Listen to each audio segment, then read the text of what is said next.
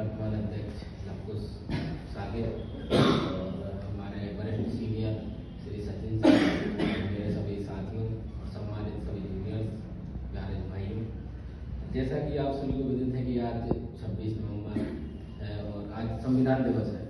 तो संविधान दिवस हर साल मनाते हैं, पर मैं दो पंक्तियों से अपनी बातों को शुरुआत करना चाहूँगा। पहली बात तो यह है कि जो जितने भी अभी हमारे जो वक्ता हैं उन्होंने जो बात करी, तो बातों का निष्कर्ष मैं आपको बताऊं तो प्रथम तो यह है कि जो व्यक्ति अपना इतिहास नहीं जानता वो इतिहास कभी बना नहीं सकता। पहली बात तो अपने इतिहास को पढ़ने की जरूरत है।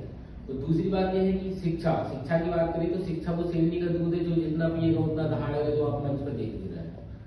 तो अपनी बातों को आगे बढ़ाऊं तो 3, 4, 5 बातें जो जानने को मिली, व्यवस्था, संविधान, शिक्षा और मनुवाद, ब्राह्मणवाद, हिंदू राष्ट्र, तो इन्हीं बातों को डिकोड करते हुए मैं अपनी बात रखना चाहूंगा कि प्रथम मैं शिक्षा पर रखना चाहूंगा, एजुकेशन। तो एजुकेशन की बात करें तो आज जो हमारे भारत में जो न्यू एजुकेशन पॉलिसी 2022 लागू हो चुकी है, 2020 तो अभी जो 22 में, तो उसके अंतर्गत क्या चल रहा है कि जो हमारी जो पुरानी व्यवस्थाएं हैं, पुरानी व्यवस्थाओं को धीरे धीरे हमारे सामने प्रकट किया जा रहा है, लागू करने की कोशिश की जा रही है। आज देखें तो हमारे स्कूल या कॉलेज के यदि 3-4 साल पहले और आप ही देखें जो माहौल था, तो स्कूलों में केवल पढ़ाई होती थी, शिक्षा संबंधित बातें होती थी, कविता होती थी, इन चीजों की बात नहीं होती। पर आज के टाइम में जो व्यवस्था है, आज के टाइम में व्यवस्था को देखें तो गीता सत्र की बात हो रही है, महापुराण हो रहे हैं, सुंदरकांड जैसी चीजें कॉलेजों में घटनाएं हो रही हैं, एक इस चीज को प्रमोट करना जा रहा है। यदि आज भाई ने बताया कि आज संविधान दिवस है, संविधान दिवस पर ऐसे कोई कार्यक्रम आयोजित ही नहीं हुए और अभी गीता सत्र के लिए करोड़ों रुपए गवर्नमेंट दे रही है। तो क्योंकि जो मेन हमला है एजुकेशन पे, शिक्षा को, और अभी एक पोस्टर रखा हुआ आपके सामने मैंने दिखाया, एक हाँ 30 तारीख को एक रैली होने वाली है जो स्कूल बचाओ। स्कूल का मैं आपको बताऊं कि हमारे भारत में आपको नहीं पता होगा, समथिंग 1.5-2 लाख स्कूल, उनमें से अपने मध्य प्रदेश की बात करूं तो 30 हजार स्कूल बंद हो चुके हैं और अभी 94,000 स्कूलों को बंद करने की तैयारी चल रही है।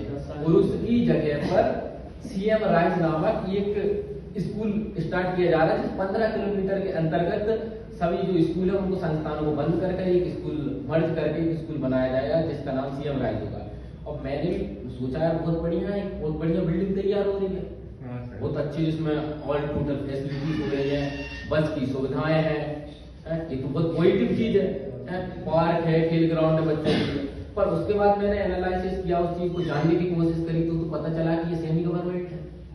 मतलब उसमें जो बस संचालित हो रही है वो ठेके पे चल रही है, और उसके अलावा जो क्राइटेरिया गवर्नमेंट तय कर रही है, उसके बाद एग्जामिनेशन होगा। क्या जो गरीब के बच्चे हैं, जो उनको पास, यदि वो उसके पास अपॉर्चुनिटी नहीं है, क्योंकि मैं खुद उस परिवेश से निकला हूँ कि इतना अपन को उतनी सुविधा नहीं है, क्या वो एंट्रेंस एग्जाम को निकालेंगे, यदि वो एंट्रेंस एग्जाम को नहीं निकाल पाएगा उसको बच्चे का भविष्य क्या होगा, तो उस बच्चा पढ़ ही नहीं सकता, क्योंकि बाकी संस्थान तो बंद हो रहा है। और दूसरी बात उसी से रिलेटेड मैं बताऊं कि आप सभी बच्चों का किसी न किसी का सपना होगा गवर्नमेंट जॉब पाने में, तो टीचर बनना होगा, समथिंग टीचर बनना बहुत लोगों को ख्वाब है, ऐसा भाई मैं टीचर बनूंगा। तो 15 किलोमीटर के अंतर्गत 100 समथिंग स्कूल है, हर एक स्कूल में हर एक गाँव में 3-4 स्कूल होते हैं। अब उन स्कूलों को ही बंद कर दिया जाएगा तो जो 10,000 टीचर होंगे, तो 10,000 टीचर कहाँ होंगे? क्या आपको जॉब मिलेगी? नहीं मिलेगी। तो पहली बात तो स्कूल पर खतरा, दूसरी बात आपकी जॉब पर खतरा। और इसकी स्कूल की मैं बताऊं तो अभी मैं खुद, आपने देखा होगा, मैंने खुद प्रोटेस्ट किया इसमें, जो बस संचालित हो रही है वो ग्रामीण अंचल तक पहुंच ही नहीं रही, तो पहुंच ही नहीं रही, बच्चे कहाँ से जाएंगे? बच्चे नहीं जाएंगे, सीधा सीधा शिक्षा पे हमला है। और दूसरी बात यह है कि संविधान पे आता हूँ, तो संविधान में लिखा है कि हम भारत के लोग हैं। संविधान नहीं कहता कि मैं हिंदू हूँ, मुस्लिम हूँ, सिख हूँ, ईसाई हूँ, कुछ नहीं, सीधा सीधा क्या है, हम भारत के लोग हैं। उसके अलावा भारत में लोकतंत्र की बात होती है, भारत में गणतंत्र की बात होती है, भारत में समाजवाद की बात होती है, भारत में पंथनिरपेक्ष की बात होती है। पर क्या रियलिटी में ऐसी चीजें हैं? नहीं है, क्योंकि संविधान ने हमको हर एक चीज अधिकार दिया है। आप चाहे देख, हमारे मौलिक अधिकार हर एक चीज, पर जो व्यवस्था है वो हमारे पूरे खिलाफ है, क्योंकि जो व्यवस्था है उसमें हमारे लोग नहीं, हमारा उसमें प्रतिनिधित्व है? नहीं है। ऐसा नहीं है कि आरक्षण रिजर्वेशन में हमारे विधायक नहीं है, सांसद नहीं है, MLA, हर एक व्यक्ति है, पर कोई वो हमारे हैं नहीं, वो हमारे नहीं है। यदि वो लोग चाहे खुद अपनी सत्ता बना सकते हैं, अपनी सरकार बना सकते हैं, पर हमारे समाज के लोगों का एक सीधा कॉन्सेप्ट है कि वो उन लोगों को मिल रहे हैं, और एक रियलिटी है, आप अपने समाज में जितना बेचोगे उतना आपको पैसा मिलेगा, और अपने निजी स्वार्थ के लिए आज भी हमारे समाज को बेचा जा रहा है। इस वजह से अब जो व्यवस्था है जो हमारे सीधा खिलाफ है, आप इस छात्रावास को देख लें, छात्रावास के लिए अब व्यवस्था की बात करें तो कितने ओला अधिकारी होते हैं, संभाग आयुक्त से लेकर आयुक्त से लेकर कलेक्टर से लेकर जो मंत्री होता है उस तक पर क्या हुआ? कुछ नहीं हुआ। उस मामले को दबाने के लिए वो प्रयास कर रहे हैं। अब मेनली स्कूलों पे तो उनका फोकस है, दूसरा छात्रावासों का फोकस है। उनका सीधा कॉन्सेप्ट है कि जो छात्रावास है उनको जर्जर, उनको मेंटेनेंस कर नहीं रहे, बच्चे आवाज उठाते नहीं है, तो जर्जर घोषित कर दो, खत्म करो। ये सीधा एजुकेशन मामला है।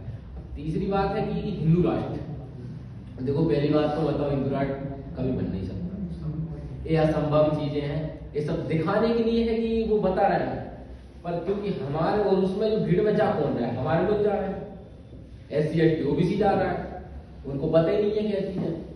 अब जो घटना है आज देख रहे हैं कि एक व्यक्ति जाता है धीरे शास्त्री और उसकी रैली निकलती, इससे पहले उसकी रैली यूपी में नहीं, पर वहां पर उसको कुछ नहीं मिला, क्योंकि अभी उत्तर प्रदेश में इलेक्शन आने वाले हैं और वहां पर SC ST OBC 90% सबसे ज्यादा SC ST की जनसंख्या है, तो उसको देखते हुए उस रैली को बाहर निकाल दिया। एक बाबा है जिसका नाम राम भद्राचार्य है, आपने सुना होगा, जो बोलता है संविधान बाबा साहब ने लिखा।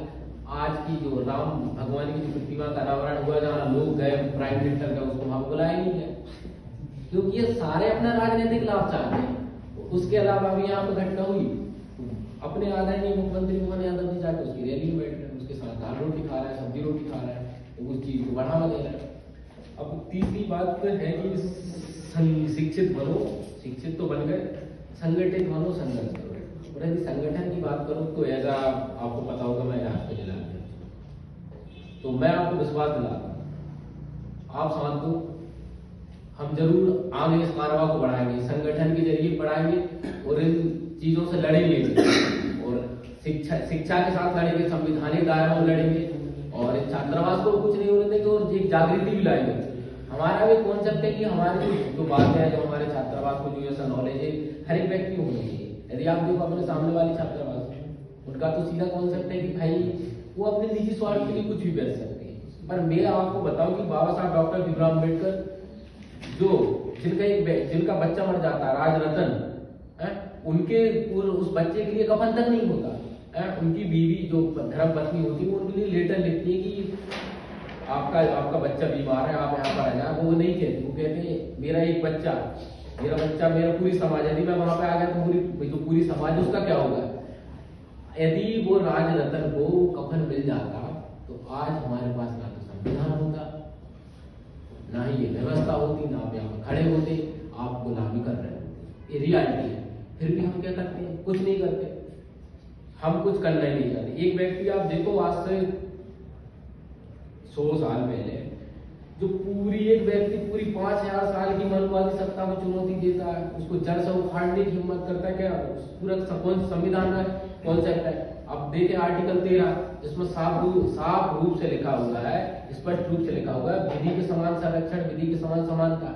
मतलब ऐसा कोई कानून कोई सरकार बना ही नहीं सकती कि ये आप हिंदू राष्ट्र बना दे, मुस्लिम राष्ट्र बना दे, भीम राष्ट्र बना दे, पॉसिबल ही नहीं है।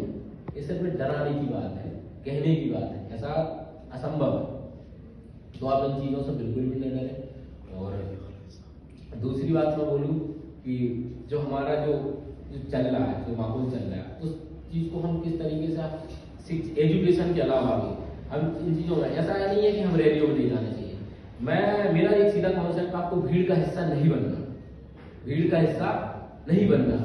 हमको उन रैलियों में जरूर जाना चाहिए जिन रैलियों में हमारे समाज की बात हो, एजुकेशन की बात हो, शिक्षा की बात हो, और उसमें भीड़ के हिस्सा बनने, भीड़ के हिस्से जैसे नहीं बनना।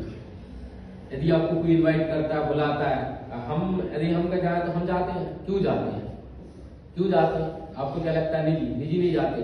हम इसलिए उन रैलियों में जाते हैं, उन लोगों से इसलिए मिलते हैं क्योंकि आज के टाइम पे एक संगठन की जरूरत है, उन लोगों को भी जरूरत है जो समाज के लिए लड़ रहा है, कि आप छात्रावास की लड़ाई के लिए लड़ सकते हैं। क्या आप एक मुख्यमंत्री वो जो पूरी सत्ता उनके अपने विपक्ष में, क्या आप उनसे अकेले लड़ सकते हैं? असंभव, नहीं लड़ सकते। इसलिए हम उन लोगों के साथ मिलते हैं, जाते हैं, क्योंकि एक हम भी चाहते हैं कि बहुमत हो हमारे पास, इन समस्याओं का समाधान कर सकें। और दूसरी बात यह है कि भाई मेन पढ़ाई को फोकस करो, अच्छी बात है, पर व्यवहारिक ज्ञान भी होना चाहिए, एजुकेशन भी होना चाहिए, उस तरीके का होना चाहिए कि यदि हम हमारी बात रखें तो हमारी बात को कोई काट नहीं पाए। और मैं तो भाई अंत में ये कहना चाहूँगा कि शिक्षित बनो, संगठित रहो और संघर्ष करो। और शिक्षित बनो का मतलब ये नहीं है कि सिर्फ किताबी ज्ञान होना, किताबी ज्ञान हासिल करने से कुछ नहीं होता। और अंत भाई एक घटना और रखना चाहूँगा, नारायण भालेकर, आपके बीच में एक छात्र नारायण भालेकर, उसके गांव में ऐसी घटनाएं हो रही है, उस बच्चे को गांव से निष्कासित किया जा रहा है, उसके घर को गांव से निष्कासित किया जा रहा है। वहाँ पर जो 99% आबादी उसके खिलाफ है। उसकी मम्मी फोन लगाती है, मैं उनसे बात करता हूँ तो वो रो रही होती है, बोलती है कि सर आपको बताओ, वो बोलती है कि हमारे उनकी जो जमीन है, जितनी जगह है, वो अपनी जगह जमीन पर अपने हिसाब से नहीं रह सकते। वो सामने वाला व्यक्ति डिसाइड करेगा कि आप कितनी जगह पर रह सकते हो, कितनी जमीन पर रह सकते हो। आज भी ऐसी घटना अपने समाज में देखने को मिल रही, अपने साथ में देखने को मिल रही। आप इन चीजों को भी समझो कि किस तरीके से निपटा जा सकता है। पर मैं एक चीज कहूंगा कि अपने पास पहले तो सक्षम बनो, सशक्त बनो, क्योंकि जो माहौल बना हुआ, जो परिवेश बना हुआ, वो पूरा अपने खिलाफ है। पर अपन इस चीजों में कैसे ढल सकते हैं? अब मैं आपको कोई आंदोलन करने की जरूरत नहीं है आज के टाइम पर। मैं आपको 3-4 हमने जो एक शुरुआत करें कि आज संविधान दिवस के उपलक्ष्य में अपन एक शुरुआत करें, तो मैं आपको शुरुआत बताना चाहूंगा कि एक पटली एक सीधा कॉन्सेप्ट है। हमने एक नारा दिया है, एक नारा जो हम बता रहे हैं आपको, जो संविधान विरोधी है वो राष्ट्रद्रोही है। आप ये नारा छात्रावास में लिखें, स्कूल में लिखें, गली में लिखें, मोहल्ले में लिखें, ट्विटर पे लिखें, फेसबुक पे लिखें, हर एक चीज पे लिखें। जैसा वो एक व्यक्ति बोलता है कि बी.एन. राव ने संविधान लिखा, बाबा साहब ने संविधान नहीं लिखा, एक ट्विटर पे ट्वीट होता है। पर आज के टाइम पर वो इतना वायरल हो जाता है कि संविधान की प्रतियां जलाई जाती है। तो आपको भी ये प्रयास करना चाहिए, हम क्यों नहीं कर सकते प्रयास? किस चीज का डर है?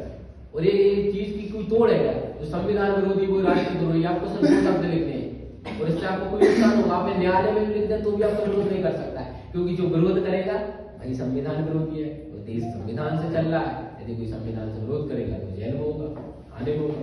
तो ये शुरुआत आप छात्रावास से करें, हर जगह से करें। एक बहुत बड़ा मुझे लगा कि ऐसा कुछ अपन कर सकते हो सकता है।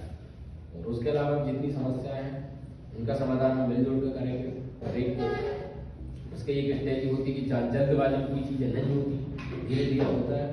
और इन्हीं पंक्तियों के साथ मैं सबको क्रांतिकारी जय हिंद, जय संविधान, जय मंडल।